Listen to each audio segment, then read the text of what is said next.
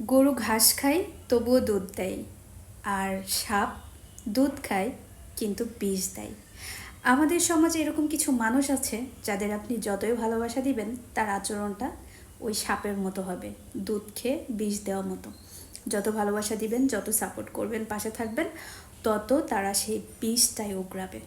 এটাই হচ্ছে কিছু কিছু মানুষের মানে মনোভাব, ভিতরের অন্ধকার। তো এই মানুষগুলা থেকে অবশ্যই বিরত থাকতে হবে এবং এই মানুষগুলাকে জাস্টিফাই করে সব কিছু মানে চিনতে হবে।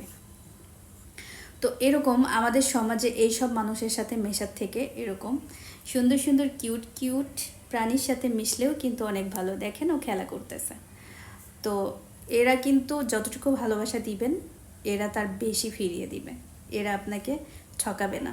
এদের ভালোবাসা এত নিখুঁত, এত সুন্দর হয়। কি হয়েছে মা, তুমি চলে যেতে চাচ্ছ কেন? আমি তোমাকে মিস করবো তো।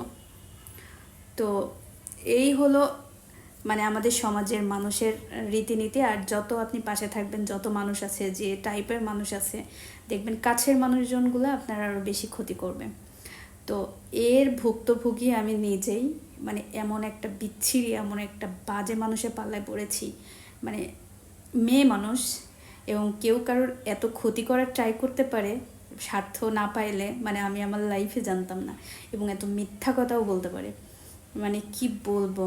মানে তারপরেও চুপচাপ আছি, তার কারণ আমি তো তাদের মতো বস্তির মানুষজন না, বা ঝগড়াঝাটি ঝামেলা এগুলো বস্তির মানুষ করে। যাদের ক্লাস থাকে তারা এগুলাকে ভয় পায়, মানে এগুলাকে ইগনোর করে। কিন্তু যারা ইগনোর করে না, যারা এগুলার দিকে আরও বেশি যায়, তাদের ক্লাসটাই ওরকম। যারা বুঝবে তারা তো বোঝেই।